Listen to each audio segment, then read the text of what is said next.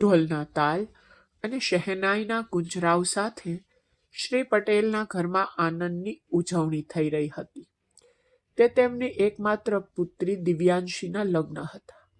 તે જ પુત્રી જે તેમની આંખનો તારો હતી. શ્રી પટેલ અને તેમની પત્ની ખૂબ જ ખુશ હતા. તેમને તેમની પુત્રી માટે એવો પરફેક્ટ સંબંધ મળ્યો કે કોઈને વિશ્વાસ ન આવે.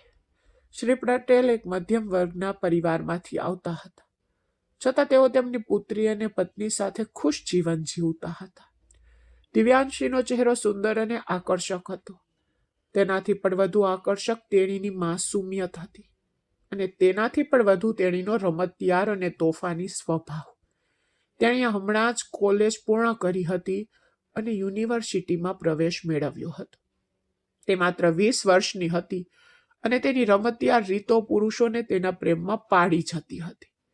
શહેરના એક જાણીતા ઉદ્યોગપતિ કાર્તિકની દિવ્યાંશી પર નજર પડી અને તે તેના પ્રેમમાં પડી ગયો.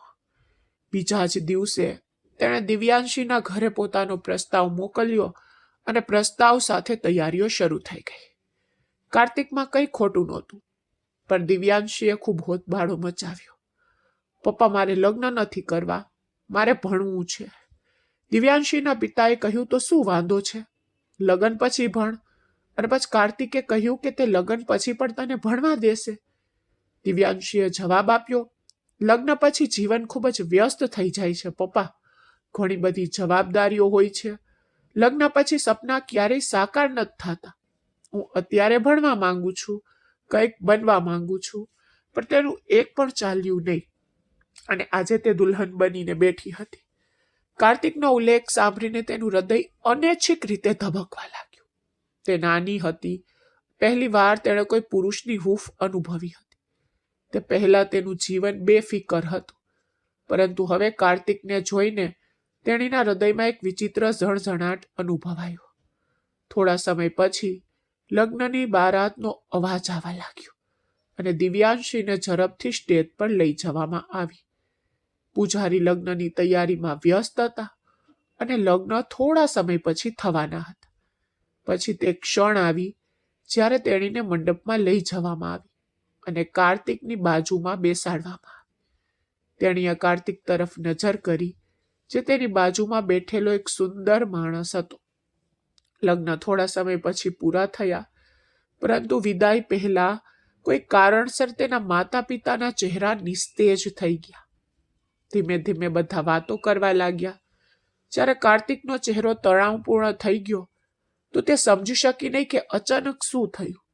પછી તેની એક મિત્ર આવી અને સત્ય જાહેર કર્યું. જ્યારે તેણીએ તેને કહ્યું કે દિવ્યાંશી, તારા પિતા તને આ ઘર દહેજ તરીકે આપી રહ્યા છે. કાર્તિકની શરત એવી હતી કે જ્યારે તેને ઘરના કાગળો આપવામાં આવે ત્યારે જ વિદાય થશે. આ સાંભળીને દિવ્યાંશીનું માથું ફાટી ગયું. આ તેમનું પૈતૃક ઘર હતું, તેના દાદાનું ઘર જે પેઢીઓથી તેમનું હતું. તે સમજી શકતી નહોતી કે કાર્તિકને આ ઘરની કેમ જરૂર હતી. તેનો પોતાનો પણ એક ધંધો હતો.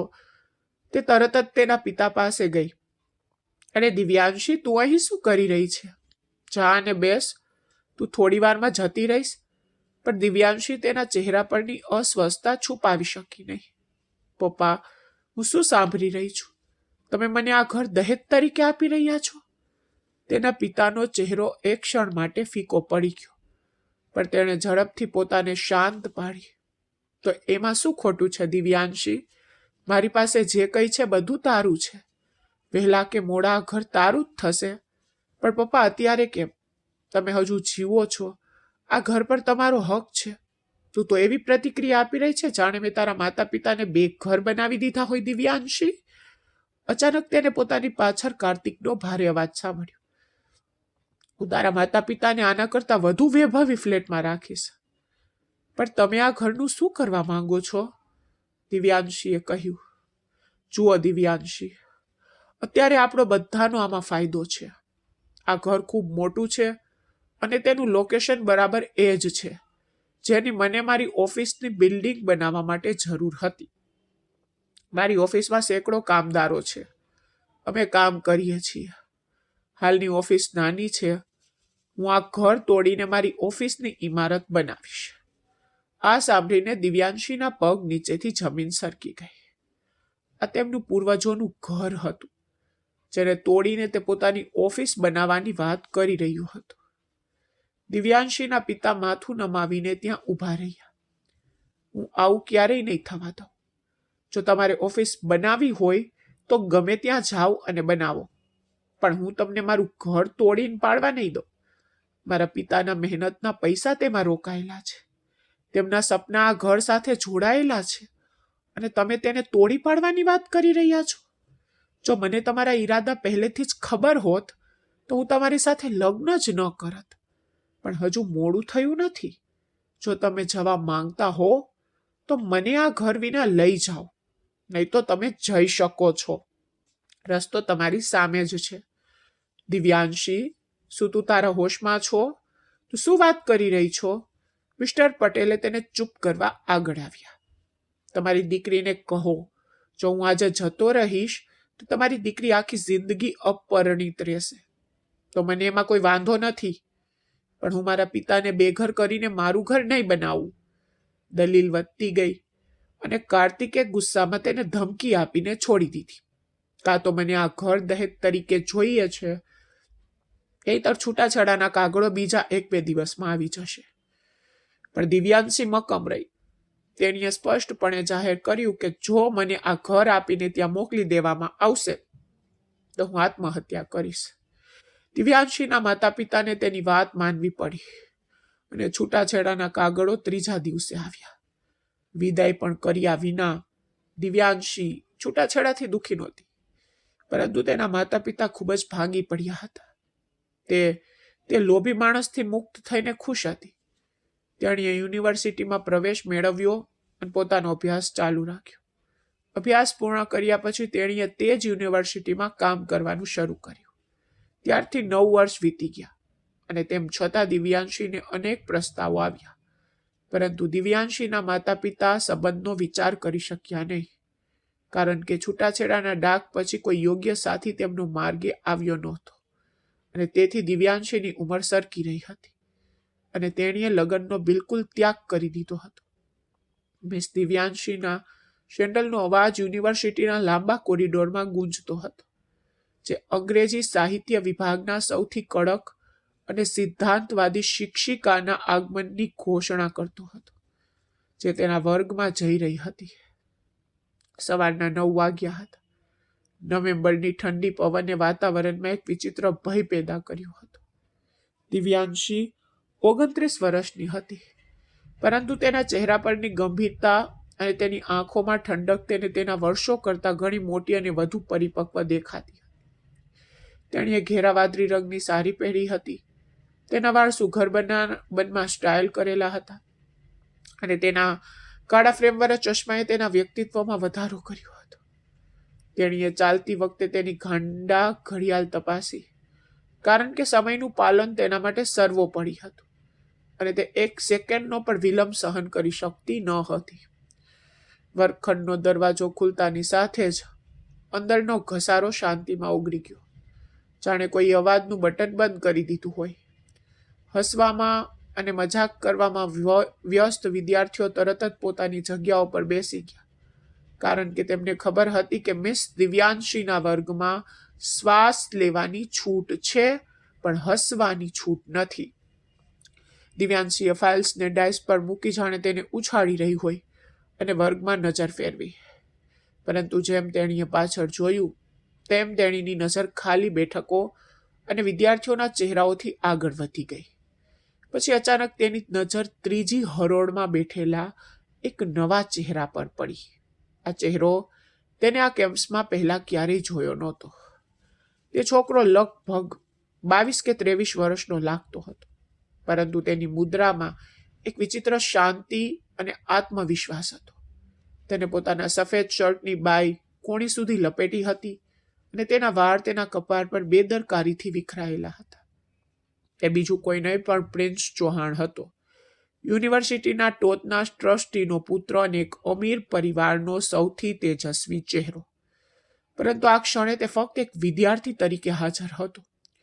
દિવ્યાંશીને સૌથી વિચિત્ર વાત પ્રિન્સ ચૌહાણની નજર લાગી.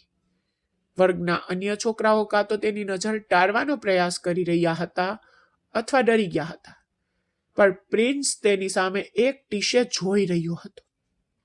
તેની આંખોમાં ડરનો કોઈ પતો નહોતો, તેના બદલે એક વિચિત્ર ઊંડાણ હતું, જાણે તે દિવ્યાંશીના ચહેરાના દરેક ભાગનો કાળજીપૂર્વક અભ્યાસ કરી રહ્યો હોય. દિવ્યાંશીએ એક ક્ષણ માટે પણ તેની બેશરમીની હિંમત સહન ન કરી. તેણીએ પોતાના ચશ્મા ગોઠવ્યા અને હાજરી રજિસ્ટર ખોલીને ઠંડકથી કહ્યું કે આજે આપણા વર્ગમાં કેટલાક નવા ચહેરાઓ છે. મને આશા છે કે તેઓ ટૂંક સમયમાં આ વર્ગના સિદ્ધાંતોથી ટેવાઈ જશે, નહીંતર હું તેમની ખબર લઈશ. તેણીનું ભાષણ પૂરું કર્યા પછી તેણીએ ફરીથી પ્રિન્સ તરફ જોયું, પરંતુ તે હજી પણ તેને ધ્યાનથી જોઈ રહ્યો હતો. તેની આંખોમાં ન તો તોફાન હતું કે ન તો બાલિશતા. તેના બદલે એક વિચિત્ર આદર અને ગંભીરતા હતી, જે દિવ્યાંશીની છઠ્ઠી ઇન્દ્રિયને ચોંટી ગઈ. વ્યાખ્યાન શરૂ થયું અને દિવ્યાંશી હંમેશની જેમ શેક્સપિયરના નાટકોની ચર્ચા કરવા લાગી. તે સામાન્ય રીતે ભણાવતી વખતે સંપૂર્ણપણે પોતાની જાતને ગુમાવી દેતી હતી, પરંતુ આજે તેને વારંવાર કોઈની નજર તેના પર ટકેલી અનુભવાતી હતી. દર વખતે જ્યારે તે પાછળ ફરતી, પ્રિન્સની કાળી ઊંડી આંખો તેની પાછળ આવતી. આ નજર સામાન્ય નહોતી. એવું લાગતું કે કોઈ તેના આત્મામાં ડોકિયું કરી રહ્યું છે. હવામાન ઠંડુ હોવા છતાં દિવ્યાંશીના કપાળ પર પરસેવો થતો અનુભવાઈ રહ્યો હતો. તે હવે ગુસ્સે થઈ રહી હતી. વિચારતી હતી કે ગઈકાલનું આ બાળક તેને કોઈ વિચિત્ર પ્રાણી તરીકે કેમ જોઈ રહ્યું છે, પરંતુ પોતાના સિદ્ધાંતો પ્રમાણે તેણીએ તેને અવગણવાનું પસંદ કર્યું અને વ્યાખ્યાન ચાલુ રાખ્યું. પ્રિન્સ ચૌહાણની મૌન હાજરી હજુ પણ વર્ગના વાતાવરણ પર ભારે પડી રહી હતી. તે કંઈ બોલી રહ્યો ન હતો, તે ફક્ત ધ્યાનથી સાંભળી રહ્યો હતો. તેનો હાથ તેની દાઢી નીચે હતો, જાણે તે શબ્દો નહીં પરંતુ દિવ્યાંશીના અવાજના નરમ ગરમ જાદુને સાંભળી રહ્યો. જ્યારે વર્ગમાં ઘંટ વાગ્યો ત્યારે દિવ્યાંશીએ રાહતનો શ્વાસ લીધો અને ઝડપથી નીકળી ગઈ. પરંતુ જ્યારે તે કોરિડોરમાંથી નીચે ચાલી રહી હતી ત્યારે પણ તેને લાગ્યું કે તે આંખો હજુ પણ તેની પીઠ પર ટકેલી છે. દિવ્યાંશી સાથે પ્રિન્સ ચૌહાણનો આ પહેલો મુકાબલો હતો અને યુદ્ધ મૌનની ઘોષણા હતી. આગામી થોડા દિવસો આવી જ રીતે પસાર થયા. પ્રિન્સ દરરોજ વર્ગમાં આવતો, શાંતિથી દિવ્યાંશી તરફ જોતો. તે વર્ગમાં કોઈની સાથે વાત કરતો નહીં. તેને હજુ સુધી કોઈ મિત્ર બનાવ્યા નહોતા. તેનું ધ્યાન ફક્ત દિવ્યાંશી પર કેન્દ્રિત હતું. એક અઠવાડિયા પછી દિવ્યાંશી આ છોકરાનો આત્મવિશ્વાસ તોડવાનું અને તેની પરોપકારી આદત છોડવા માટે આખા વર્ગની સામે તેને શરમજનક બનાવવાનું નક્કી કર્યું. તે દિવસે તેના વ્યાખ્યાનનો વિષય માનવ સ્વભાવ અને પ્રેમની ફિલસૂફી હતો. દિવ્યાંશીએ વ્હાઇટબોર્ડ પર કંઈક લખ્યું અને પછી વર્ગ તરફ ફરીને ખૂબ જ મુશ્કેલ પ્રશ્ન પૂછ્યો.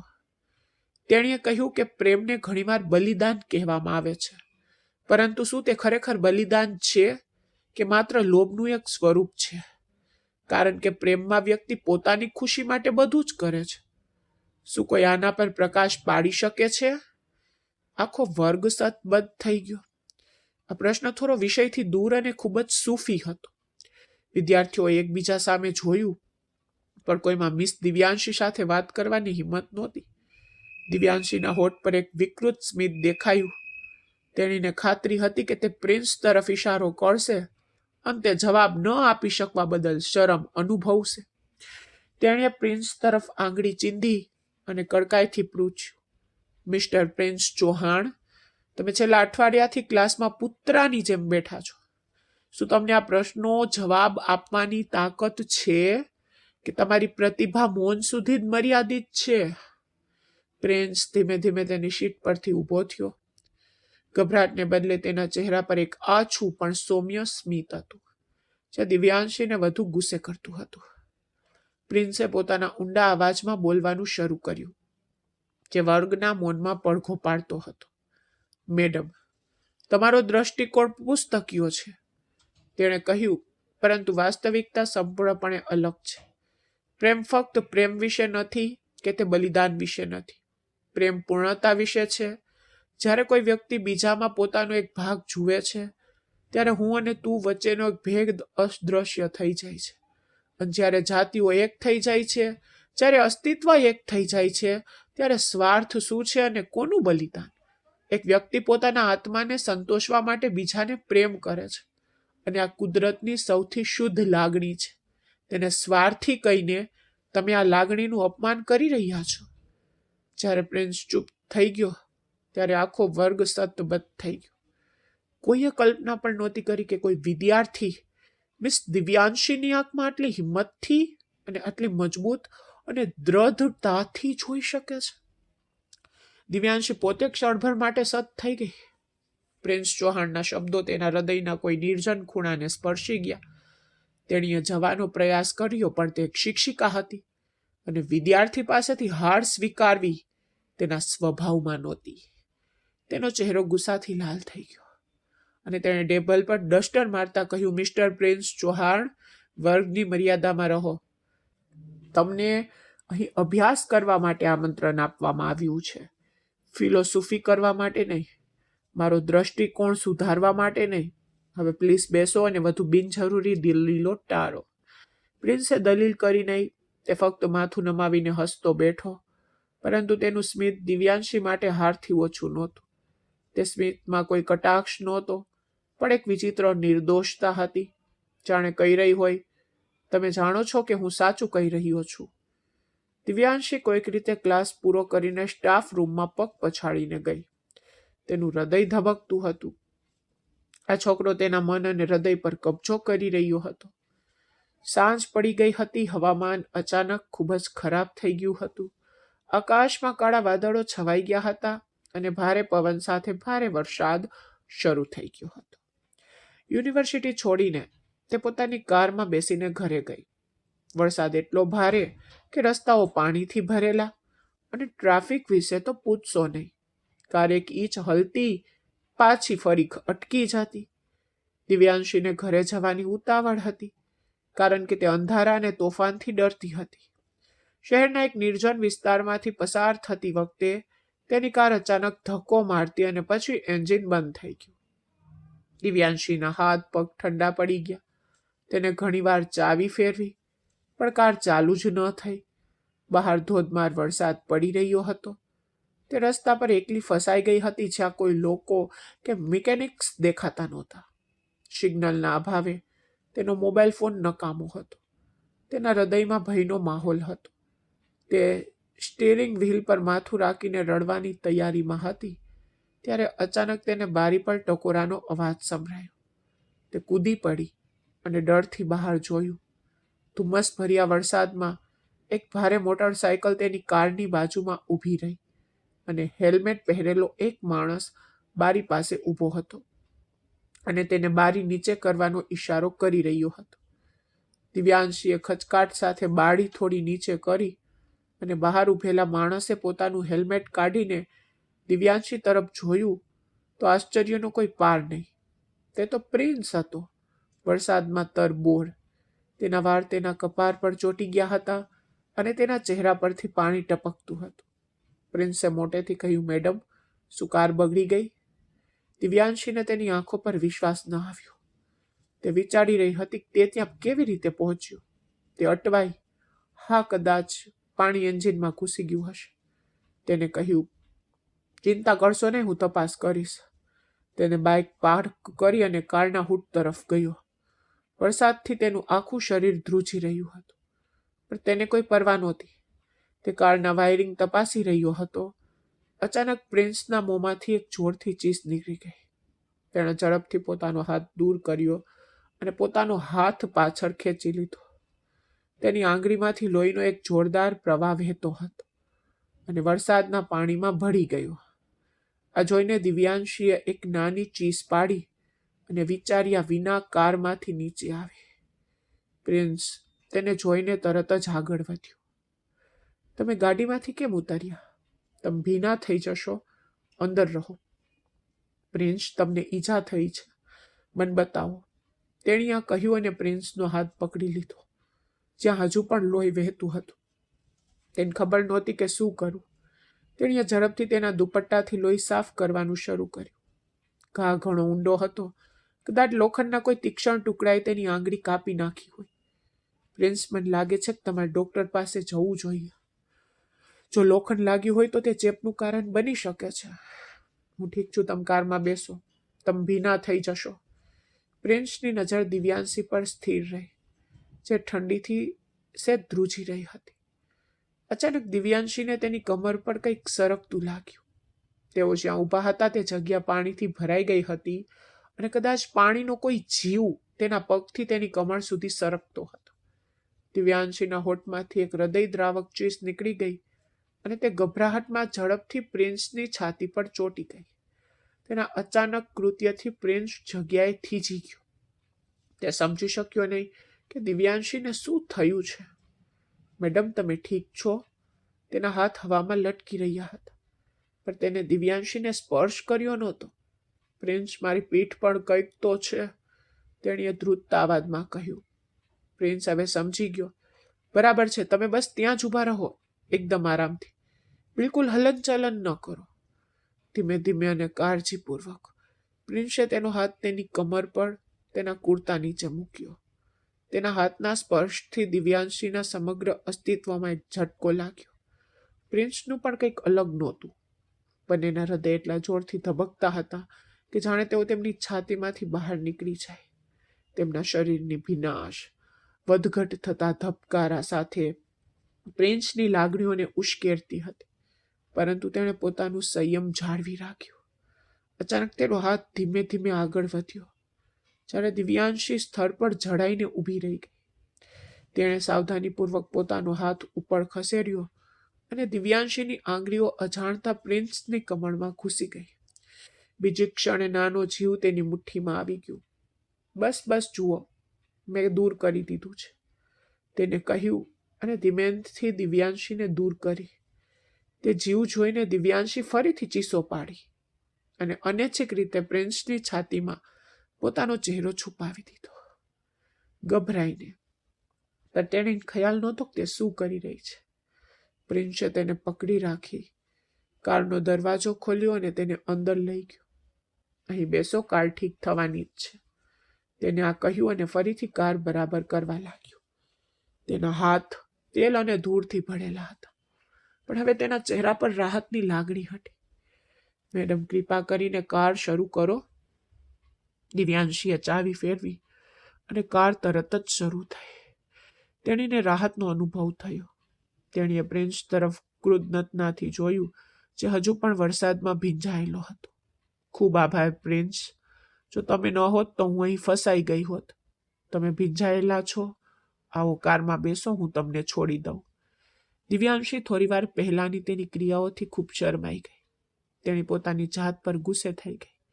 વિચારતી હતી કે તેણીને પ્રિન્સની આટલી નજીક જવાની શું જરૂર હતી, કારણ કે તેણીને એક નાના જીવથી ડર હતો.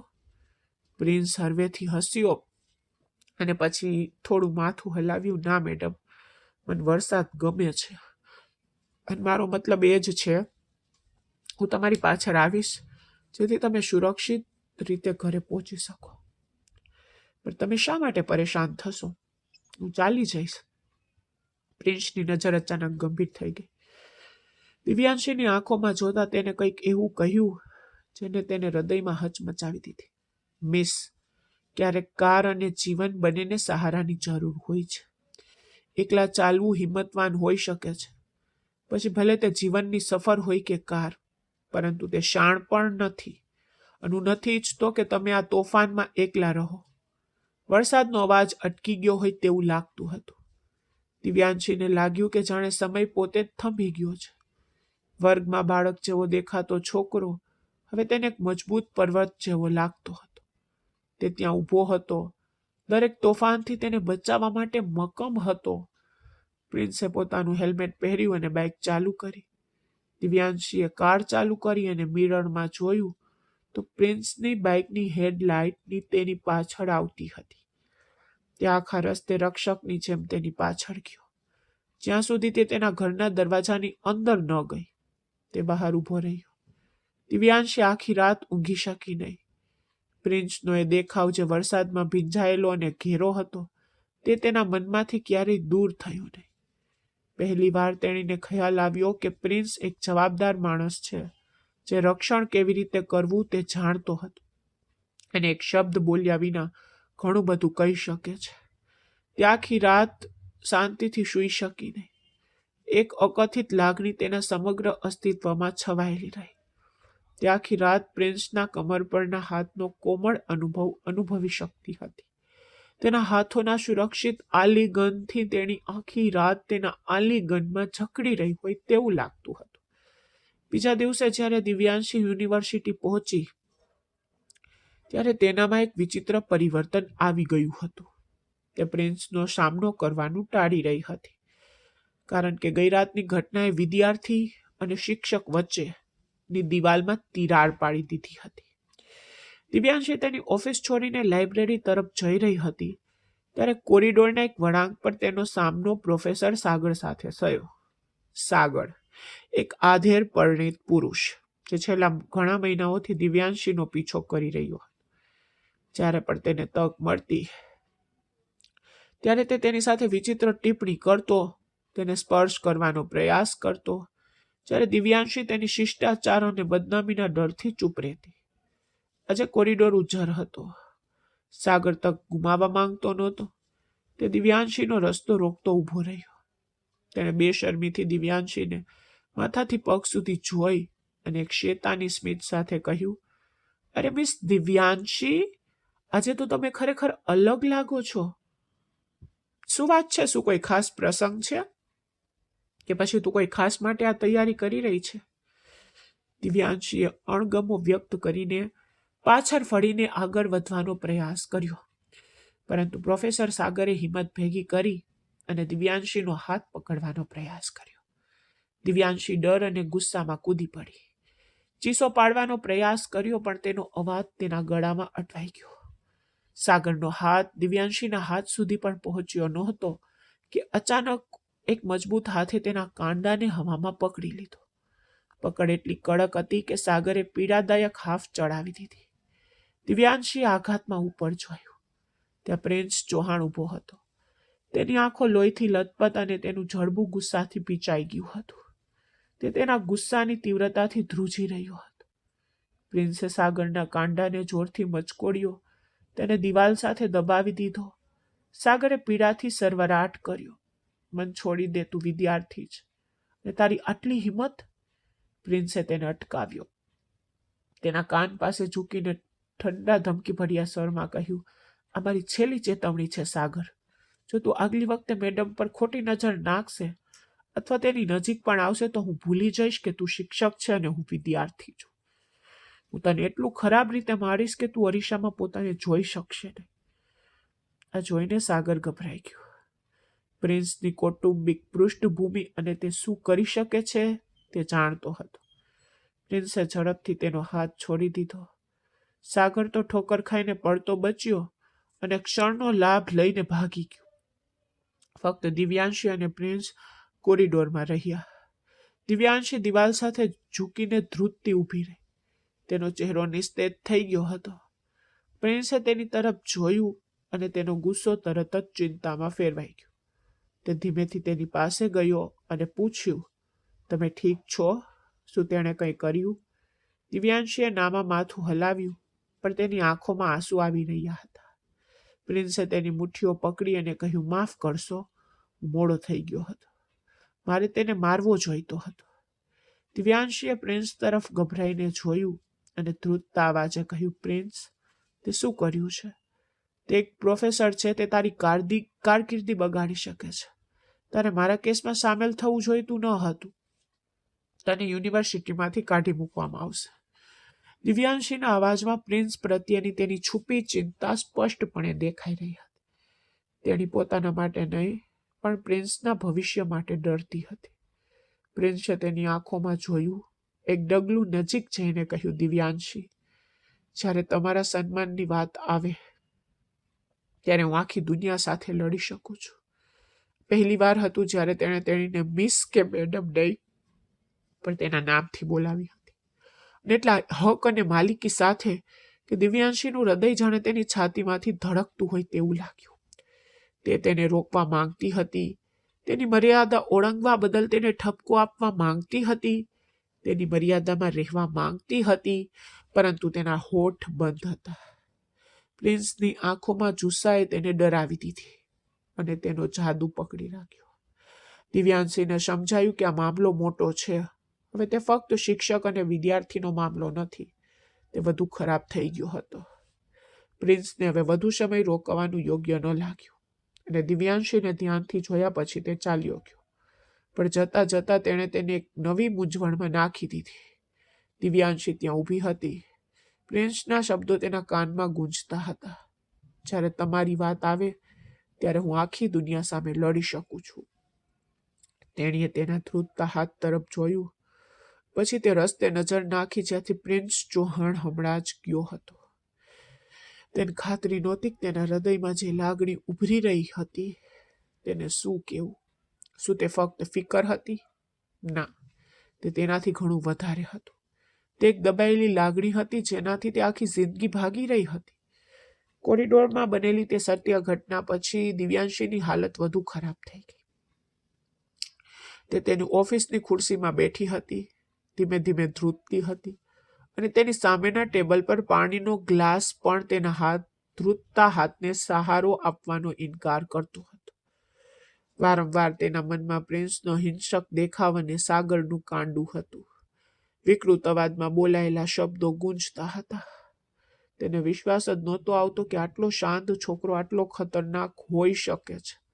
પણ એ ડરની સાથે તેના હૃદયના એક ખૂણામાં એક વિચિત્ર આરામની લાગણી સ્થાયી થઈ ગઈ. સલામતીની એક એવી લાગણી જે તેણે વર્ષોથી અનુભવી ન હતી. પણ તે એક શિક્ષક હતી અને પ્રિન્સ તેનો વિદ્યાર્થી. આ સંબંધ સમાજ દ્વારા બંધાયેલી એક રેખા હતો જેને પાર કરવી ગુનો માનવામાં આવતો હતો. તેણીએ આ બાબતનો અહીં અંત લાવવાનું અને પ્રિન્સને તેની મર્યાદામાં યાદ કરાવવાનું નક્કી કર્યું. તેણીએ પ્યુનને પ્રિન્સને તેની ઓફિસમાં બોલાવવા કહ્યું. થોડા સમય પછી દરવાજો ખુલ્યો અને પ્રિન્સ અંદર આવ્યો. તેના ચહેરા પર હવે ગુસ્સો નહીં પરંતુ તે જ જૂની મૌન, તે જ ઊંડી અને શાંતિ. તેને આદરપૂર્વક પ્રવેશવાની પરવાનગી માંગી અને દિવ્યાંશીની સામેની ખુરશી પર બેસી ગયો. ઓરડાના થોડા ઠંડા વાતાવરણમાં પણ એક વિચિત્ર હૂંફ અનુભવાઈ. દિવ્યાંશીએ પોતાને શાંત કરી, તેના ચશ્મા ગોઠવ્યા અને કડક શબ્દોમાં બોલવા લાગી. પ્રિન્સ, આજે કોરિડોરમાં તમે જે કર્યું તે અસ્વીકાર્ય છે. તમે એક સિનિયર પ્રોફેસર પર હાથ ઊંચો કર્યો. શું તમને પરિણામોનો ખ્યાલ છે? તમને યુનિવર્સિટીમાંથી કાઢવામાં આવી શકે છે. તમારી કારકિર્દી બરબાદ થઈ શકે છે. સૌથી ઉપર, મારા કામકાજમાં દખલ ન કરો. મારી જાતને સુરક્ષિત રાખી શકું છું. પ્રિન્સે પહેલા તો શાંતિથી બધું સાંભળ્યું. તેની આંખો દિવ્યાંશીના ચહેરા પર સ્થિર હતી, જાણે તે તેના શબ્દો પાછળ છુપાયેલો ડર વાંચી રહ્યો હોય. જ્યારે દિવ્યાંશી ચૂપ થઈ ગઈ ત્યારે પ્રિન્સ ખુરશી સામે પાછળ ઝૂકી ગયો અને ધીમા પણ મક્કમ સ્વરમાં બોલ્યું, મેડમ, જો તમે તમારી જાતને બચાવી શક્યા હોત તો તે માણસ આજે તમારો હાથ પકડવાની હિંમત ન કરત. તમે તો ચૂપ રહીને તમારી શાલીનતા સાબિત કરી રહ્યા છો અને તેને નબળાઈ સમજી રહ્યો છે. અને જ્યાં સુધી મારી વાત છે તો કોઈ ડિગ્રી કે કોઈ કારકિર્દી મારા માટે તમારા આદર કરતાં વધુ મહત્વપૂર્ણ નથી. દિવ્યાંશી પ્રિન્સના વર્તનથી ગુસ્સે થઈ ગઈ. તે ખુરશી પરથી ઊભી થઈ અને ટેબલ પર હાથ રાખીને બોલી, બસ થઈ ગયું પ્રિન્સ ચૌહાણ. તમે વિદ્યાર્થી છો અને તમારે એ જ રહેવું જોઈએ. મને તમારી સહાનુભૂતિની કે રક્ષણની જરૂર નથી. તમે મારાથી 6 વર્ષ નાના છો. તમને દુનિયાનો કોઈ અનુભવ નથી. તમે જે ભાવનાત્મક રમત રમી રહ્યા છો તે ફક્ત હાર્મોન્સની અસર છે જે તમારા જેવી ભાવનાત્મક ઉંમરે સામાન્ય છે. થોડા વર્ષોમાં તમે તમારા પોતાના કામો પર હસશો. તેથી જ હું તમને એક છેલ્લી ચેતવણી આપી રહી છું. તમારા અભ્યાસ પર ધ્યાન કેન્દ્રિત કરો. મારી આસપાસ ફરવાનું બંધ કરો. પ્રિન્સ તેની સીટ પરથી ઊભો થયો. તેની આંખોમાં એક ચમક આવી ગઈ જેનાથી દિવ્યાંશીને એક ક્ષણ માટે પાછળ હટવા મજબૂર કરી દીધી.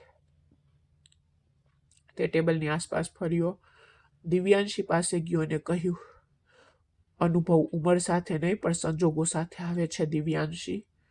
મેં એક એવી દુનિયા જોઈ છે જે કદાચ તમે હજુ સુધી જોઈ નથી. હું 23 વર્ષનો છું અને હું બાળક નથી. મને ખબર છે કે હું શું ઈચ્છું છું અને હું એ પણ જાણું છું કે તમે મારી શિક્ષિકા છો. પણ તે પહેલા તમે એક સ્ત્રી છો અને હું એક પુરુષ છું. જ્યારે કોઈ પુરુષ કોઈ સ્ત્રીને આદર અને પ્રેમથી જુએ છે ત્યારે કોઈ ડિગ્રી, કોઈ પદ, કોઈ ઉંમર અવરોધ નથી થતી. દિવ્યાંશીનો શ્વાસ થંભી ગયો. પ્રિન્સની પીડા અને તેના શબ્દોમાં છુપાયેલ સત્ય તેને હૃદય સુધી હચમચાવી ગયું. પરંતુ તેણીએ તેના આંતરિક અવરોધોને ચુસ્તપણે પકડી રાખ્યો. તેની લગભગ બૂમ પાડી, પ્રિન્સ હોશમાં આવો, આ પાગલપણ છે. આ શક્ય છે. લોકો શું કહેશે? સમાજ શું કહેશે? એક શિક્ષક અને એક વિદ્યાર્થી, એક યુવાન પુરુષ અને એક મોટી સ્ત્રી. આ બધું ફિલ્મોમાં સારું લાગે છે. વાસ્તવમાં આ એક ગુનો છે અને હું આ ગુનામાં ભાગીદાર બની શકું નહીં.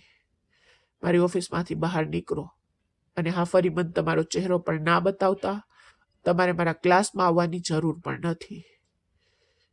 પ્રિન્સની આંખોમાં ઉદાસીનું મોજું ફરી વળ્યું.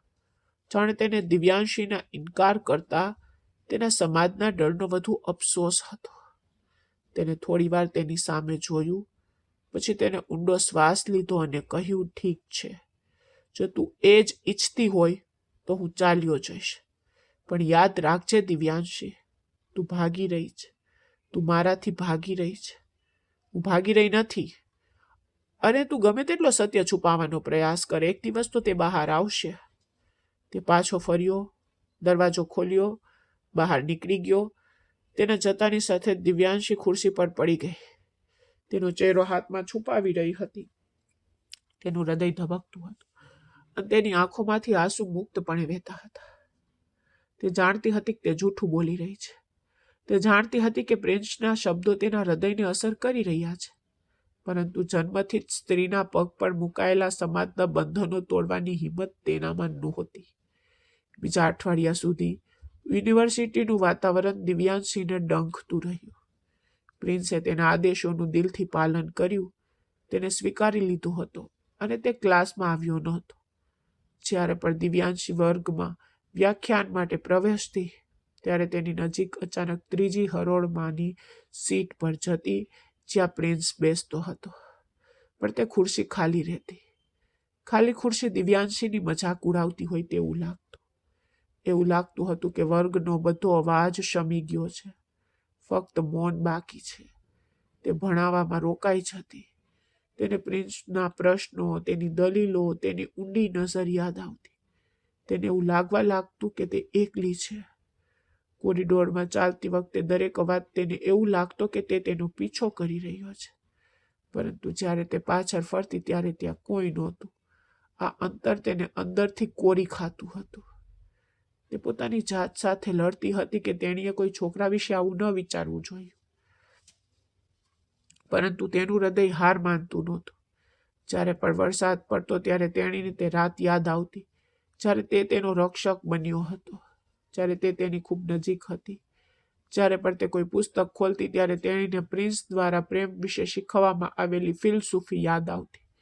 તે ખૂબ જ અસ્વસ્થતાની સ્થિતિમાં હતી. પહેલી વાર તેણીને સમજાયું કે પ્રેમ ફક્ત કોઈની હાજરીથી નથી, પણ તેમની ગેરહાજરીથી પણ હોય છે. પરંતુ પરીક્ષાઓ હજી પૂરી થઈ ન હતી ત્યારે તેના જીવનમાં બીજું એક તોફાન આવ્યું. એક સવારે દિવ્યાંશી યુનિવર્સિટીમાં આવી અને તેણીને વાતાવરણમાં એક વિચિત્ર પરિવર્તનનો અનુભવ થયો. તેના દરવાજામાં પ્રવેશતા જ વિદ્યાર્થીઓના જૂથો એકબીજામાં ફરફરાટ કરવા લાગ્યા. કેટલાક છોકરાઓ વિચિત્ર સ્મિતની આપ-લે કરતા હતા અને છોકરીઓ તેમના મિત્રોને ફરફરાટ કરતી હતી. દિવ્યાંશી કંઈ સમજી શકી નહીં. તે ઝડપથી સ્ટાફ રૂમ તરફ ચાલી ગઈ, પરંતુ ત્યાં પણ શાંતિ હતી. પ્રોફેસરો તેણીને જોતા જ કાં તો પાછા ફરી ગયા અથવા તેમના કામમાં વ્યસ્ત થઈ ગયા. દિવ્યાંશીની છઠ્ઠી ઇન્દ્રિયે એલાર્મ વગાડ્યો. તેણીએ પોતાની બેઠક લીધી જ હતી કે વિભાગના પટ્ટાવાળાએ આવીને તેને જાણ કરી કે પ્રિન્સિપાલે તેને તાત્કાલિક બોલાવી છે. દિવ્યાંશીનું હૃદય ધબકવાનું ચૂકી ગયું. ને પ્રિન્સિપાલની ઓફિસ તરફ પ્રયાણ કર્યું. રસ્તામાં નોટિસ બોર્ડ પાસે ઊભેલા વિદ્યાર્થીઓ તેને જોતા જ વિખેરાઈ ગયા, અને જ્યારે દિવ્યાંશીની નજર બોર્ડ પર પડી ત્યારે કેટલાક ફોટોગ્રાફ્સ જોઈને તેના પગ નીચેથી જમીન સરકી ગઈ. આ તો એની ગાડીના ફોટા હતા જ્યારે તે બગડી હતી, અને પ્રિન્સ વરસાદમાં ભીંજાઈને એને રિપેર કરતો હતો એના ફોટા હતા. પણ ફોટોગ્રાફ્સ એટલી કુશળતાથી લેવામાં આવ્યા હતા અને કેપ્શન એટલા ખરાબ રીતે લખાયેલા હતા કે જોનારાઓને તો કંઈક બીજું જ લાગે, અને સત્ય તો તદ્દન અલગ હતું. નીચે સ્ટુડન્ટ અને શિક્ષકનું રોમેન્ટિક પલ શબ્દો લખેલા હતા. શિક્ષણના મંદિરમાં કેવા પ્રકારની બેશરમી છે. દિવ્યાંશીનું માથું ફરવા લાગ્યું. એને લાગ્યું કે એના પગમાંથી જીવ નીકળી રહ્યો છે. એ ચોક્કસ પ્રોફેસર સાગર કરી રહ્યા હતા. કોણ જાણે કોણે આ બધા ફોટોગ્રાફ્સ સાગરને મોકલ્યા.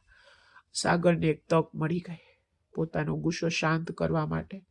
એ દિવ્યાંશીની ગરિમા જાહેરમાં હરાજી કરવાનું શરૂ કર્યું.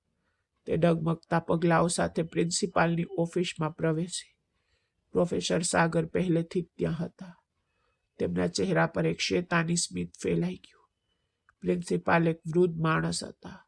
દિવ્યાંશીને જોતાની સાથે જ તેને અખબાર અને ફોટા ટેબલ પર ફેંકી દીધા અને ગુસ્સામાં કહ્યું, મિસ દિવ્યાંશી, આ શું નાટક છે?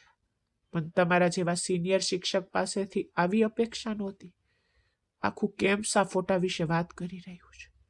તેમના માતા પિતા ફોન કરી રહ્યા છે, પૂછી રહ્યા છે કે શું અમારે અમારા બાળકોને એવી યુનિવર્સિટીમાં મોકલવા જોઈએ જ્યાં શિક્ષકો તેમના વિદ્યાર્થીઓ સાથે આવું કરે છે.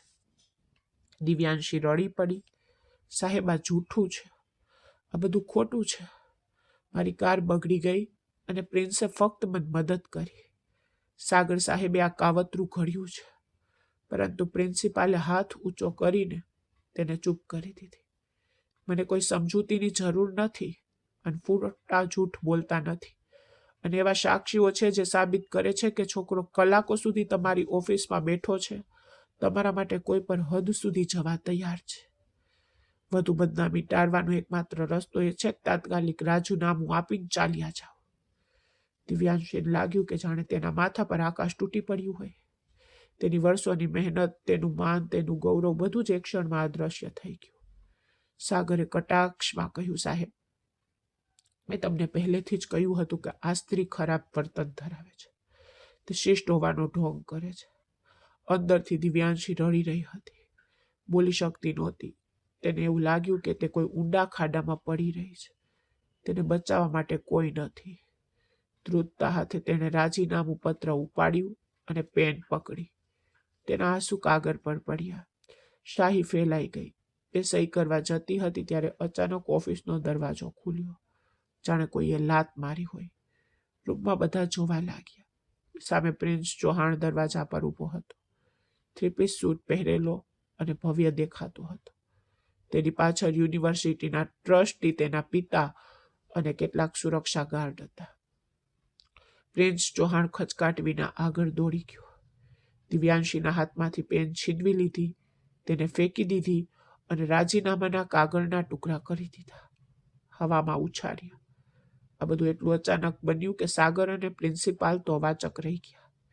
પ્રિન્સ ફરીને પ્રિન્સિપાલના ડેસ્ક પર પોતાના બંને હાથ મૂક્યા, આગળ ઝૂક્યો અને કહ્યું, મિસ્ટર પ્રિન્સિપાલ, કોઈ પણ તપાસ વિના કાદરની મહિલા પર આટલો ખરાબ આરોપ લગાવવાની અને તેનું રાજીનામું માંગવાની હિંમત કેવી રીતે થઈ?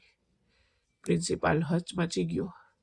પ્રિન્સિપાલ બોલ્યા, દીકરા, તને આ ચિત્રો વિશે ખબર નથી. પ્રિન્સે અટકાવતા કહ્યું, હું આ ચિત્રો વિશે સત્ય સારી રીતે જાણું છું, કારણ કે હું ત્યાં હાજર હતો. તેને સાગર તરફ આંગળી ચીંધી. આ ધૂત વ્યક્તિએ પોતાના સન્માનનો બદલો લેવા માટે જાણી જોઈને ક્યાંકથી તે ફોટા લીધા છે. સાગર કંઈક કહેવા જતો હતો કે પ્રિન્સના પિતા આગળ આવ્યા અને તેને જોરથી થપ્પડ મારી. રૂમમાં શાંતિ છવાઈ ગઈ. પ્રિન્સના પિતાએ ગર્જના કરી, મને શરમ આવે છે કે મારી યુનિવર્સિટીમાં એવા શિક્ષકો છે જે તેમની સાથે મહિલાઓનો અનાદર કરે છે. સાગર, તને હમણાં તારી નોકરીમાંથી કાઢી મૂકવામાં આવે છે. તેના પર ઉત્પીડીનો આરોપ મૂકવામાં આવશે. સાગર ખૂબ જ દુઃખી થઈ ગયો. તેને વિનંતી કરવાનું શરૂ કર્યું, પરંતુ રક્ષકોએ તેને પકડી લીધો અને તેને બહાર ખેંચી લીધો. પ્રિન્સ દિવ્યાંશી તરફ વળ્યો, જે હજુ પણ આઘાતમાં ખુરશીમાં રડી રહી હતી. હાજર બધાની પરવા કર્યા વિના પ્રિન્સ ઘૂંટણીએ પડી ગયો અને તેનો હાથ પકડ્યો. દિવ્યાંશીએ તેનો હાથ ખેંચવાનો પ્રયાસ કર્યો, પરંતુ પ્રિન્સની પકડ મજબૂત હતી. પ્રિન્સે ધીમેથી કહ્યું, દિવ્યાંશી, મને જુઓ. દિવ્યાંશી આંસુભરી આંખોથી તેની તરફ જોયું અને તે જ રક્ષક જોયો જે વરસાદમાં તેની સાથે ઊભો હતો. પ્રિન્સે પ્રિન્સિપાલ અને તેના પિતા તરફ જોયું અને મોટેથી કહ્યું, આ મિસ દિવ્યાંશી છે, યુનિવર્સિટીના સૌથી આદરણીય શિક્ષક, અને હું તેમનો આદર કરું છું. જો કોઈ તેમના પર આંગળી ઊંચી કરશે અથવા કંઈ પણ અયોગ્ય કહેશે તો હું આ યુનિવર્સિટી બંધ કરી દઈશ અને શહેરનો નાશ કરીશ. ફક્ત મારા શિક્ષક નથી, આ મારી જવાબદારી પણ છે.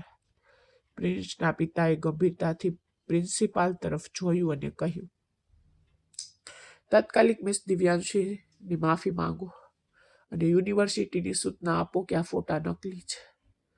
પ્રિન્સિપાલે શરમથી માથું નમાવ્યું અને માફી માંગી. દિવ્યાંશીએ પ્રિન્સ તરફ જોયું, જે તે ક્ષણે વિશ્વનો સૌથી શક્તિશાળી માણસ લાગતો હતો. તેણે તેણીને બચાવી જ નહીં, પણ તેણીને તે સન્માન પણ આપ્યું છે તેને કદાચ તેના જીવનમાં ક્યારેય મળ્યું નહોતું. પ્રિન્સે તેની આંખોમાં જોયું અને ધીમેથી કહ્યું, મેં તમને કહ્યું હતું કે સત્ય હંમેશા બહાર આવે છે અને હું તમને ક્યારેય એકલો છોડીશ નહીં. તે ક્ષણે દિવ્યાંશીને સમજાયું કે તેનું હૃદય હવે તેના નિયંત્રણમાં નથી. તેણીએ તે છોકરાના જુસ્સાને શરણાગતિ સ્વીકારી લીધી. પ્રિન્સિપાલની ઓફિસમાં હંગામો ઓછો થઈ ગયો અને યુનિવર્સિટીના વાતાવરણને ઘેરી લેતો શેરી ધુમ્મસ પ્રિન્સના પગલા સાથે ઓગળી ગયો. પરંતુ તોફાન પછીનું મૌન વધુ ભારે અને રહસ્યમય હતું. પ્રિન્સ અને દિવ્યાંશી પ્રિન્સિપાલની ઓફિસ છોડીને કોરિડોર નીચે ચાલ્યા ગયા. દિવ્યાંશીને તેના પગલા જમીન પર નહીં પણ હવામાં અનુભવાયા. તેનું માથું ફરતું હતું, તેનું હૃદય હજુ પણ ધબકતું હતું. તે પ્રિન્સની પાછળ ગઈ, જે તે ક્ષણે તેને વિદ્યાર્થી નહીં પણ એક વિજયી રાજા લાગતો હતો, જેને પોતાની રાણીનું સન્માન બચાવીને એક મોટી લડાઈ જીતી હતી. પ્રિન્સની ચાલમાં આત્મવિશ્વાસ હતો, તેના ખંભા તંગ હતા અને તેની ચાલમાં એક વિચિત્ર પુરુષાર્થ હતો, જેને અણગણવું અશક્ય હતું. તેનો યુનિવર્સિટીના પાછળના ભાગમાં પાર્કિંગ એરિયામાં પહોંચી ગયા હતા, જ્યાં શાંતિ શાસન કરતી હતી. સૂર્ય આથમી રહ્યો હતો અને વાતાવરણમાં પીળો પ્રકાશ ફેલાઈ રહ્યો હતો, જે દ્રશ્યની સુંદરતામાં વધારો કરી રહ્યો હતો. દિવ્યાંશી તેની કાર પાસે ઊભી રહી, ઊંડો શ્વાસ લીધો અને પોતાને શાંત કરવાનો પ્રયાસ કર્યો. તેણીને લાગ્યું કે કંઈક કહેવું જરૂરી છે, કારણ કે મૌનનો બોધ તેના મન પર એક મિનિટથી દબાઈ રહ્યો હતો. તેણીએ પાછળ ફરીને પ્રિન્સ તરફ જોયું, જે થોડા ડગલા દૂર ઊભો હતો. તેની નજર હજુ પણ દિવ્યાંશી પર સ્થિર હતી. તેનો ચહેરો થીજી ગયો હતો. એ આંખોમાં ગુસ્સો નહોતો, પણ એક વિચિત્ર થાક અને પથ્થરને પણ પીગળી શકે તેવી અધૂરી ઈચ્છાની પીડા હતી. દિવ્યાંશીએ તેના સૂકા હોઠ પર જીભ ફેરવતા ધીમેથી કહ્યું, પ્રિન્સ, હું તમારો આભાર કેવી રીતે માનું? મને સમજાતું નથી. આજે તમે મારા માટે જે કર્યું તે કોઈ કરી શક્યું ન હોત. તમે મારું સન્માન બચાવ્યું, તમે મારું ખોવાયેલું ગૌરવ પાછું અપાવ્યું. હું કદાચ મારા આખા જીવનમાં તમને બદલો આપી શકીશ નહીં. તમે ખૂબ જ સારા વિદ્યાર્થી છો, ખૂબ જ સારા વ્યક્તિ છો. દિવ્યાંશીના છેલ્લા શબ્દો સાંભળીને પ્રિન્સના ચહેરાના હાવભાવ અચાનક કઠણ થઈ ગયા. તેને માથું ઊંચું કર્યું અને 2 ડગલા આગળ વધીને દિવ્યાંશીની ખૂબ નજીક આવી ગયો. એટલી નજીક કે દિવ્યાંશી તેના કપાળ પર તેનો ગરમ શ્વાસ અનુભવી શકતી હતી. તે ડરથી પાછળ હટવા માંગતી હતી, પરંતુ કારની બોડીએ તેને રોકી લીધી. પ્રિન્સે તેના બંને હાથ કાર પર દિવ્યાંશીના શરીરની બંને બાજુએ મૂક્યા અને તેને પોતાના આલિંગનમાં પકડી લીધી. તેની આંખોમાં એક ગરમી હતી જેનાથી દિવ્યાંશી થીજી ગઈ. પ્રિન્સે કડક અને જોરદાર સ્વરમાં કહ્યું, બસ મિસ દિવ્યાંશી, ભગવાનની ખાતર બંધ કરો આ આભાર, આ ઉપકાર, આ વિદ્યાર્થી, શિક્ષકને ફાંસી આપો. હું આ શબ્દો સાંભળીને કંટાળી ગયો છું. શું તમને ખરેખર લાગે છે કે મેં આ બધું ફક્ત એક શિક્ષક માટે કર્યું છે? શું તમને લાગે છે કે મેં મારી સામે ઊભી રહેલી આખી યુનિવર્સિટીને જોખમમાં મૂકી દીધી છે જેથી તમે મને એક સારો વિદ્યાર્થી કહી શકો? દિવ્યાંશી પાસે કોઈ જવાબ નહોતો. તેની ફક્ત વધુ પથ્થરની નજરે તેની સામે જોયું. પ્રિન્સે આગળ કહ્યું, તમારી આંખો ખોલો દિવ્યાંશી, અને મારી અંદર જોવો. શું તમને મારામાં ફક્ત 22-23 વર્ષનો છોકરો દેખાય છે? મારો પ્રેમ, મારો જુસ્સો, મારી તાકાત તમને ફક્ત એક વિદ્યાર્થીની સારીતા દેખાય છે? આજે મેં જે કંઈ કર્યું તે સ્ત્રી માટે હતું જેને હું પ્રેમ કરું છું, જેના માટે હું દુનિયાની દરેક દિવાલ તોડી નાખીશ. મેં આ બધું એટલા માટે કર્યું કારણ કે હું કોઈ બીજો પુરુષ મારા પ્રેમને ગંદી નજરે જોવે તે સહન કરી શકતો ન હતો. દિવ્યાંશીએ ધ્રુજતા અવાજે કહ્યું, પ્રેશ, ભાનમાં આવો. તમે શું કહી રહ્યા છો? આપણા રસ્તા અલગ છે, આપણી દુનિયા અલગ છે. આ લાગણીઓ વાતો કરે છે. તું યુવાન છે એટલે તને લાગે છે કે આ પ્રેમ છે, પણ એ તો ફક્ત આકર્ષણ છે. પ્રિન્સે કડવું હસીને કહ્યું, તું આકર્ષણ કહીને મારું અપમાન કરી રહી છે. ઉંમરનો તફાવત ફક્ત કેલેન્ડર પર હોય છે, હૃદય પર નહીં. શું પ્રેમમાં પડવા માટે જન્મ તારીખો મેળ ખાવી પડે છે? શું કોઈ વ્યક્તિને ઉંમર દ્વારા કેદ કરી શકાય? તો શું તું મારાથી 6 વર્ષ મોટી હોય તો? શું એનો અર્થ એ છે કે હું તારું રક્ષણ કરી શકતો નથી, કે હું તને ખુશી આપી શકતો નથી જે તું લાયક છે? શું તને મારામાં એવો માણસ દેખાતો નથી જે તારો બોજ સહન કરી શકે? દિવ્યાંશીનું હૃદય ધબકતું હતું. તેના દરેક શબ્દો તેના હૃદયને ખંજરની જેમ વિંધી રહ્યા હતા. તેને પોતાની આસપાસ બનાવેલી બધી દિવાલો મોનની જેમ તૂટી પડી. પ્રિન્સે પોતાનો ચહેરો તેની આંખોની નજીક ખસેડ્યો અને ફરફરાટથી બોલ્યો, મારી આંખોમાં જુઓ અને મન કહે કે તને મારા માટે કોઈ ફરક નથી પડતો. મન કહે કે જ્યારે હું તારી આસપાસ હોઉં ત્યારે તારું હૃદય નથી ધબકતું. મને કહે કે મારી હાજરી તને અસ્વસ્થતા આપે છે. જો તું મારી આંખોમાં જોઈ અને મને કહે તો હું કસમ લઉં છું કે હું હમણાં જ ચાલ્યો જઈશ અને ક્યારેય પાછો નહીં આવું. દિવ્યાંશીએ તેની નજર ટાળવાનો પ્રયાસ કર્યો, પરંતુ પ્રિન્સે ધીમેથી તેની દાઢી પકડી અને તેનો ચહેરો તેની તરફ ફેરવ્યો. દિવ્યાંશીની આંખોમાં આંસુ આવી ગયા. તે જૂઠું બોલી શકતી નહોતી અને તેનામાં સત્ય કહેવાની તાકાત નહોતી. તેણીએ ભાંગી પડીને કહ્યું, મને જવા દો પ્રિન્સ, હું ઘરે જવા માંગુ છું. પ્રિન્સે એક ક્ષણ માટે તેની આંસુવાળી આંખોમાં જોયું અને ધીમે ધીમે પાછળ હટી ગયો. તેને રસ્તો બતાવ્યો, પરંતુ જતા પહેલે તેને આ કહ્યું કે તમે જઈ શકો છો દિવ્યાંશી, પણ યાદ રાખજો, તમે તમારી જાતથી ભાગી રહ્યા છો. કોઈ આખી દુનિયાથી છુપાઈ શકે છે, પણ પોતાના હૃદયથી નહીં. દિવ્યાંશીએ ધ્રુજતા હાથે કારનો દરવાજો ખોલ્યો. તે દરવાજો ખોલીને અંદર બેઠી. તેણીએ એક વાર પણ પ્રિન્સ તરફ પાછું વળીને જોયું નહીં, કારણ કે તેણી જાણતી હતી કે જો તે તેની સામું જોશે તો તે ક્યારેય ત્યાંથી નહીં જઈ શકે. તેણી ગાડી ચલાવીને ચાલી ગઈ, પણ તેનું હૃદય પાર્કિંગમાં તે છોકરાના પગ પાસે જ રહ્યું. દિવ્યાંશી થાકેલી અને ભાવનાત્મક રીતે થાકેલી ઘરે પાછી ફરી. તેનું ઘર જે એક સમયે તેના માટે શાંતિનું સ્થળ હતું, હવે તેને કોરું ખાતું હતું. તેના માતા પિતા સોફા પર બેઠા હતા. તેમના ચહેરા શાંત હતા. તેની સામે ટેબલ પર ખાલી ચાના કપ અને મીઠાઈના બોક્સ હતા, જે દર્શાવે છે કે કોઈ મહેમાન હમણાં જ આવ્યા છે. દિવ્યાંશી રૂમ તરફ જવા માંગતી હતી, પરંતુ તેની માના અવાજે તેને રોકી દીધી.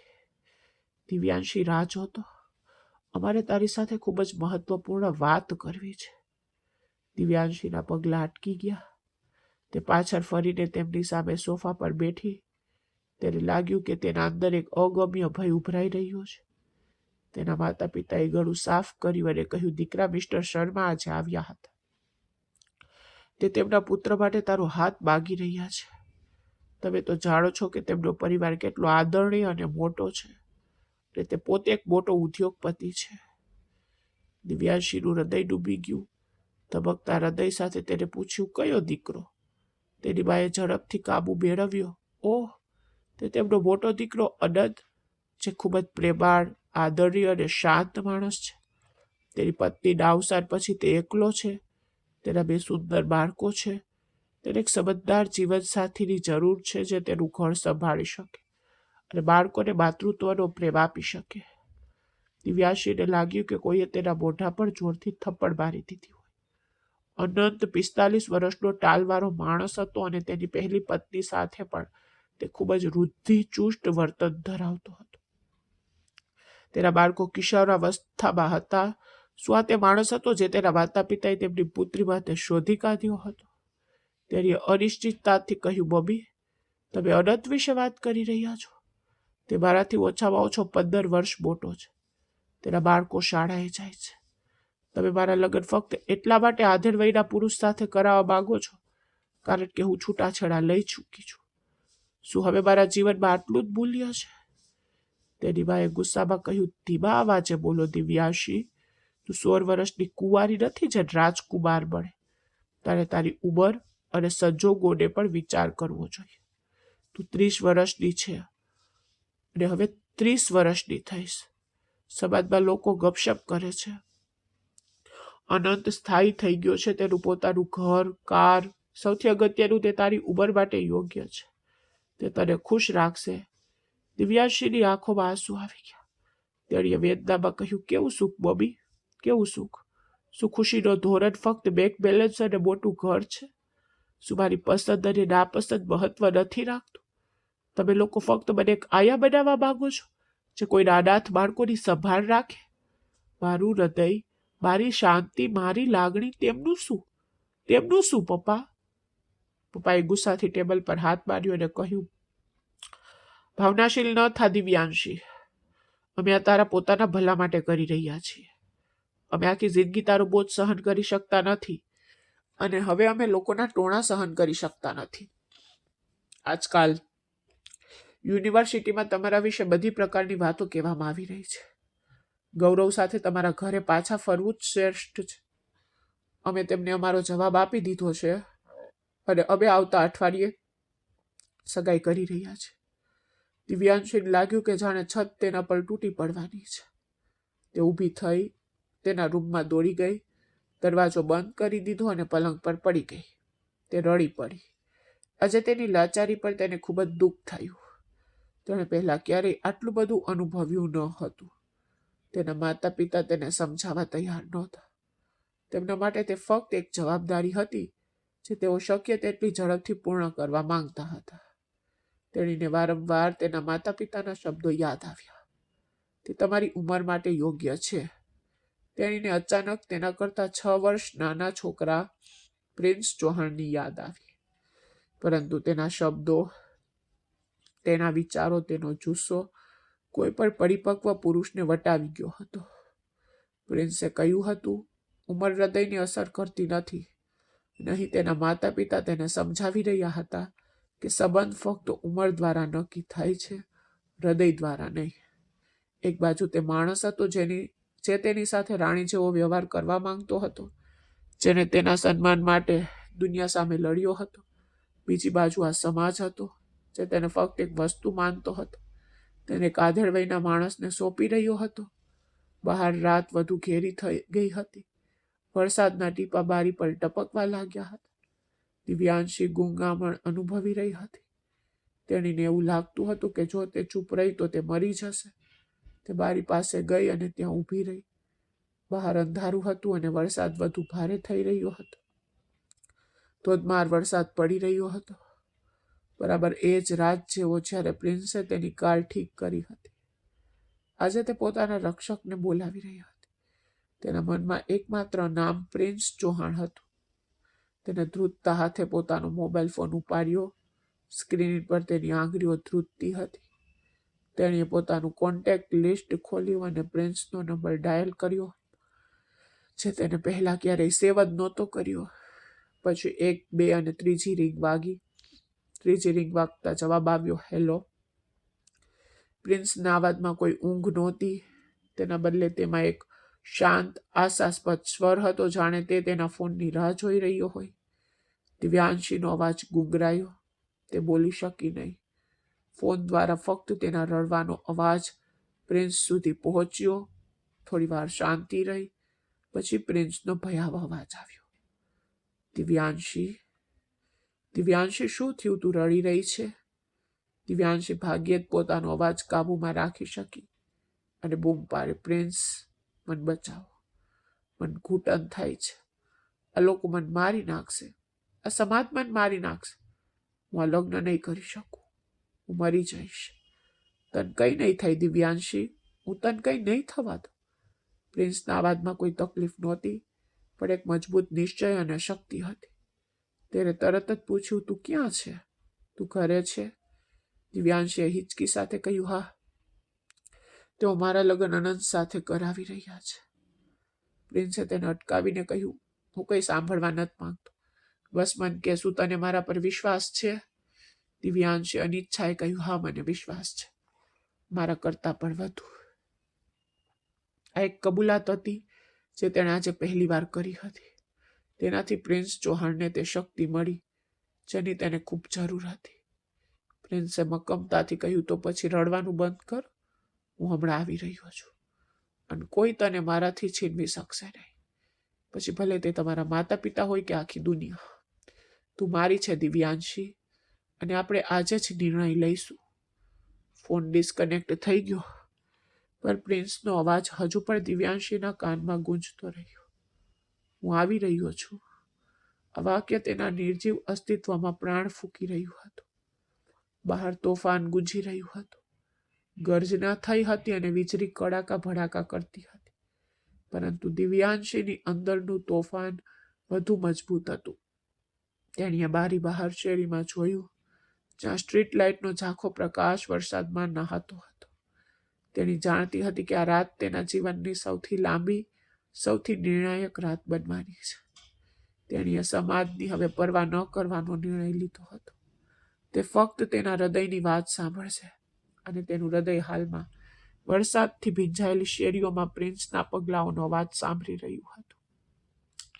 તે જાણતી હતી કે તે આવશે, તે ચોક્કસ આવશે, કારણ કે તેને કહ્યું હતું કે પ્રેમની કોઈ ઉંમર નથી હોતી, અને આજે તેણીએ તે પ્રેમની કસોટી કરવાની હતી. ફોન બંધ થયા પછીની ક્ષણો દિવ્યાંશી માટે ખૂબ લાંબી સાબિત થઈ. પસાર થતી દરેક ક્ષણ તેના હૃદય પર હથોડાની જેમ વાગી. તેણીએ બારી સામે માથું ટેકવીને અંધકાર તરફ જોયું, જ્યાં વરસાદ યુદ્ધના ઢોલની જેમ વાગતો હતો. તેના માતા પિતા કદાચ તેમના રૂમમાં સૂઈ ગયા હતા, અથવા તેનું ભાગ્ય નક્કી કર્યા પછી શાંત થઈ ગયા હતા, પરંતુ તે જાગી ગઈ હતી.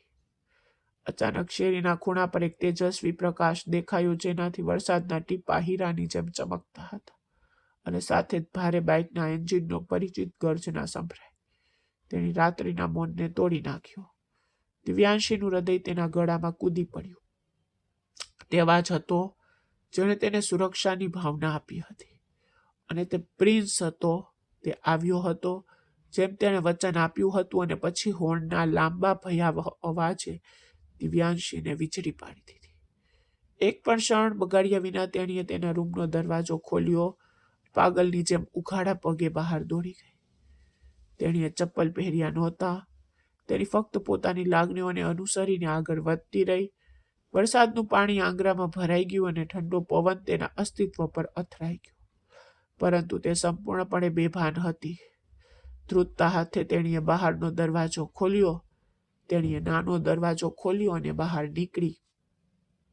જ્યારે તેણીએ બાઇકને તેની સામે જોઈ, ત્યારે તેનો શ્વાસ અટકી ગયો.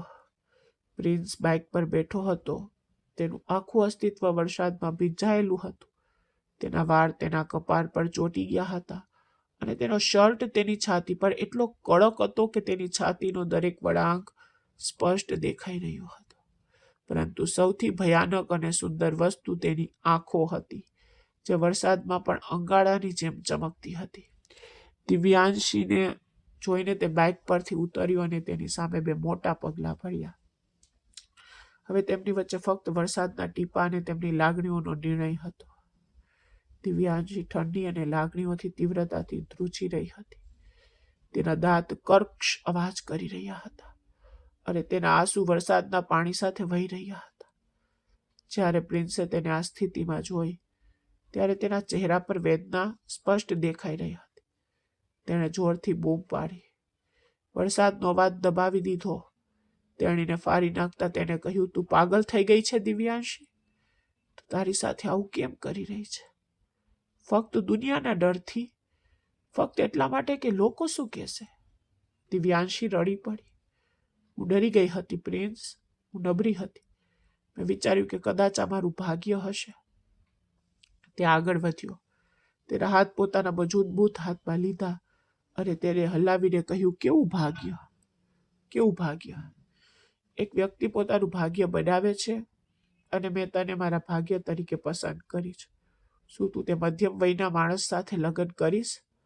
ફક્ત એટલા માટે કે તે તારી ઉંમરનો છે. પણ શું તે તને હજુ હું જે પ્રેમ આપું છું તે આપી શકશે? શું તે તારા આત્માને સમજી શકશે?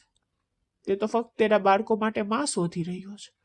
હું મારા માટે જીવન શોધી રહ્યો છું. દિવ્યાંશીની પકડ મજબૂત હતી, પરંતુ તે પીડાથી ભરેલી નહોતી. પરંતુ એક જુસ્સાથી હતી જે દિવ્યાંશીની અંદરના દરેક પ્રતિકાર, દરેક ડરને દૂર કરતી હતી.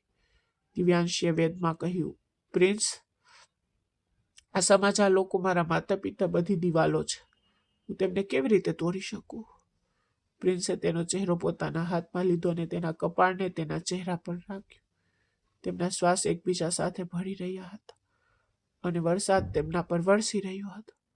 તો આ દિવાલને પડવા દે. સમાજના સિદ્ધાંતો જે બે હૃદય વચ્ચેની દિવાલો બની ગયા છે તે બળીને ખાક થઈ જવા દે. મારો હાથ પકડી રાખ દિવ્યાંશી. વચન આપું છું, જ્યારે તું 50 વર્ષની થઈશ અને હું 43 વર્ષનો થઈશ, ત્યારે પણ હું તને એ જ રીતે પ્રેમ કરીશ જેવો હું આજે કરું છું. ત્યારે પણ તું મારા માટે એટલી જ સુંદર રહીશ જેટલી તું આજે છે. ઉંમરનો આ ડર, વૃદ્ધાવસ્થાની આ કરટલીઓ બધું જ અર્થહીન છે. પ્રેમ તો આત્માથી થાય છે અને આત્મા ક્યારે વૃદ્ધ થતી નથી. દિવ્યાંશીનો પ્રેમનો બંધન તૂટી ગયો. તેની આંખો બંધ કરી પોતાને પ્રિન્સને સોંપી દીધી. તેણે તેના હાથ ઊંચા કર્યા અને તેને તેની કમરની આસપાસ વીંટાળ્યા. તેનું માથું તેની ભીની છાતી પર રાખ્યું, જ્યાં તેનું હૃદય પાગલપણે ધબકતું હતું. તે એક ઘોષણા હતી કે તેણીએ તેની લડાઈ જીતી લીધી છે. સમાજે હાર સ્વીકારી લીધી છે. પ્રિન્સે તેણીને તેના હાથમાં છુપાવી દીધી, જાણે તેને દુનિયાની નજરથી બચાવવા માટે. તેઓ બંને વરસાદમાં ઊભા હતા. ત્યારે અચાનક ગેટની અંદરથી દિવ્યાંશીના માતા પિતાના ગભરાયેલા અવાજો સંભળાયા. ગેટ ખુલ્યો અને તેના માતા પિતા છત્રી લઈને બહાર આવ્યા. તેમની સામેના દ્રશ્યથી તેમના પગ પર થીજી ગયા. કડક શિસ્તમાં ઉછરેલી અને શાંત અને સરળ માનવતામાં આવતી તેમની પુત્રી રાત્રિના આ સમયે વરસાદમાં એક છોકરાને ભેટીને ઊભી હતી. દિવ્યાંશીના પિતાએ ગુસ્સાથી બૂમ પાડી, દિવ્યાંશી, આ કેવી બેશરમી છે! દિવ્યાંશીને છોડવાને બદલે પ્રિન્સે એક હાથે તેને પાછળ પકડી અને તેની સામે ઊભો રહી. તેને રક્ષણ આપ્યું. તેની અભિવ્યક્તિમાં ખચકાટ નહીં, પરંતુ નિશ્ચયનો પરિચય હતો. અંકલ, આ બેશરમી નથી, આ સત્યતા છે જે તમે લોકો સ્વીકારવામાં ડરો છો. હું દિવ્યાંશીને પ્રેમ કરું છું અને અમે એકબીજાના છીએ. હવે કોઈ પણ શક્તિ અમને અલગ કરી શકતી નથી. દિવ્યાંશીના પિતા ગુસ્સાથી પ્રિન્સ તરફ આગળ વધ્યા, પરંતુ પ્રિન્સની આંખો જોઈને તે તરત જ અટકી ગયા. આદરની સાથે એક ચેતવણી પણ હતી કે જો દિવ્યાંશી પર દબાણ કરવામાં આવશે તો તે કંઈ પણ કરશે. પ્રિન્સે નરમાશથી પણ મકામતાથી કહ્યું, અંકલ, હું આદરપૂર્વક મારા માતા પિતાને લાવીશ અને દિવ્યાંશીને ઘરે લઈ જઈશ. પણ જો તમે અમને દબાણ કરવાનો પ્રયાસ કરશો તો હું કોઈ દયા નહીં બતાવું. દિવ્યાંશીએ હિંમત ભેગી કરી. તે પ્રિન્સની પાછળથી આગળ વધી અને તેના પિતાને કહ્યું કે પિતાજી, હું અનંત સાથે લગ્ન કરી શકતી નથી. હું મરી જઈશ, પણ હું તે માણસ સાથે રહી શકતી નથી. પ્રિન્સ મારી પસંદગી છે અને જો આ પાપ છે તો હું આ પાપ કરવા તૈયાર છું. તે રાત્રે વરસાદ બંધ થઈ ગયો, પરંતુ પછીના થોડા દિવસો યુદ્ધથી ઓછા નહોતા. ગમે તે હોય, પ્રિન્સે પોતાના શબ્દો સાચા સાબિત કર્યા. તેણીએ તેના માતા પિતા અને પ્રિન્સના પિતા, જે પહેલેથી જ તેના સન્માનના રક્ષક બની ગયા હતા, તેમને તેમના પુત્રની દયા પર લઈ ગયા. તેઓએ તેમના પુત્રની ખુશી માટે તમામ સામાજિક વિરોધોને દૂર કર્યા. દિવ્યાંશીના માતા પિતાએ પણ શરૂઆતમાં પ્રતિકાર કર્યો. ફરિયાદ કરી કે છોકરો ખૂબ નાનો હતો અને આ જોડી ફિટ થતી નથી, પરંતુ આમાંથી કોઈ પ્રિન્સને અસર કરી રહી. તેણે દરેકને ટોણાનો શાંતિથી જવાબ આપ્યો અને દિવ્યાંશીનો હાથ પકડીને પ્રેમનો આખરે વિજય થયો. અને આખરે તે દિવસ આવ્યો જ્યારે દિવ્યાંશી સ્ટેજ પર દુલ્હન તરીકે બેઠી. તેનો ભારે લાલ ડ્રેસ તેને સુંદર રીતે પૂરક બનાવતો હતો. મેકઅપ તેના ચહેરાને વધુ સુંદર બનાવતો હતો, પરંતુ તેની આંખોમાં ચમક કોઈ મેકઅપ પર આધારિત નહોતી, પરંતુ તેના લક્ષ્યને પ્રાપ્ત કરવી વખતે તેણીને જે શાંતિનો અનુભવ થતો હતો તે તેના પર આધારિત હતી. જ્યારે પ્રિન્સ શેરવાની પહેરીને હોલમાં પ્રવેશ્યો ત્યારે બધાની નજર તેના પર ટકેલી હતી. તે કોઈ રાજકુમારથી ઓછો દેખાતો નહોતો. તે સ્ટેજ પર આવ્યો અને દિવ્યાંશીની બાજુમાં બેઠો બરબરાટમાં બોલ્યો, તું આજે અલગ અને વધુ સુંદર લાગે છે. દિવ્યાંશીએ શરમાઈને આંખો નીચી કરી. ધાર્મિક વિધિઓ પૂર્ણ થઈ, આશીર્વાદ આપવામાં આવ્યા અને પછી વિદાયનો ભાવનાત્મક ક્ષણ આવ્યો. પરંતુ આ વખતે દિવ્યાંશીની આંખોમાં વિદાયનું દુઃખ ઓછું અને નવી યાત્રાનો આનંદ વધુ હતો. તે પ્રિન્સ સાથે તેના ઘરે ગઈ, જ્યાં તેનું સ્વાગત ફૂલોની પાંખડીઓથી કરવામાં આવ્યું. રૂમ સુંદર રીતે શણગારેલો હતો. દરેક જગ્યાએ ગુલાબ અને મોતીની સુગંધ હતી. દિવ્યાંશી પલંગની ધાર પર બેઠી હતી. તેનું હૃદય પક્ષીની જેમ ફફડતું હતું. તે માની શકતી નહોતી કે આ બધું વાસ્તવિકતા છે. દરવાજો ખુલ્યો અને પ્રિન્સ અંદર આવ્યો. તેને દરવાજો બંધ કર્યો અને ધીમે ધીમે દિવ્યાંશી પાસે ગયો. તેને ઘૂંટણીએ પડીને તેનો પડદો ઉપાડ્યો. તેની સામે પ્રિન્સનો હસતો ચહેરો હતો, જે શાંતિ ફેલાવી રહ્યો હતો. તેને તેના હાથ પોતાના હાથમાં લીધા અને તેના પર તેના કોમળ હોઠ મૂક્યા. દિવ્યાંશીએ ધ્રુજતા અવાજે કહ્યું, પ્રિન્સ, મને ડર છે કે આ સ્વપ્ન હશે અને હું જાગી જઈશ. હસતા હસતા તેને તેના ગાલને તેના હોઠથી સ્પર્શ કર્યા અને કહ્યું, દિવ્યાંશી, જો આ સ્વપ્ન છે તો આપણે બંને તેમાં સાથે સૂશું અને ક્યારેય જાગીશું નહીં. પણ એ સાચું છે દિવ્યાંશી કે આપણે દુનિયાને હરાવી દીધી છે. દિવ્યાંશીના ગાલ પર ખુશીના આંસુ વહી ગયા. પ્રિન્સે આંગળીથી આંસુ લૂછી નાખ્યા અને કહ્યું, સાવધાન, જો આંખો ફરી ક્યારે રડશે. આજથી આ આંખો ફક્ત આનંદથી ભરાઈ જશે. અને હા, હું તને એક વાત કહેવાનું ભૂલી ગયો છું. દિવ્યાંશીએ પ્રશ્નાર્થ નજરે તેની તરફ જોયું. પ્રિન્સે તેના ખિસ્સામાંથી એક નાનું બોક્સ કાઢ્યું, જેમાં એક વીંટી હતી. તે દિવ્યાંશીની આંગળી પર મૂકતા તોફાની હસ્યો. છેવટે મેં મારા શિક્ષકને જીવનનો સૌથી મોટો પાઠ શીખવી દીધો. દિવ્યાંશીના હોઠ પર એક સુંદર સ્મિત ફેલાઈ ગયું. તેણીએ પ્રિન્સની આંખોમાં જોયું અને પૂછ્યું, અને તે પાઠ શું છે, મિસ્ટર વિદ્યાર્થી? પ્રિન્સે તેણીને પોતાના હાથમાં લઈને તેના કાનમાં ફરફડાટથી કહ્યું, તે તો હું તને કરીને બતાવીશ. હું તારા અસ્તિત્વ પર મારા પ્રેમનો મોહર લગાવતો રહીશ. પછી તને ખ્યાલ આવશે કે હું તને કેટલો પ્રેમ કરું છું. ફક્ત પ્રેમ જ નહીં, પણ હું તારા માટે પાગલ છું. દિવ્યાંશી પ્રિન્સના શબ્દો સાંભળીને સંકોચાઈ ગઈ. તેણીએ તેને કડક રીતે ગળે લગાવી લીધો.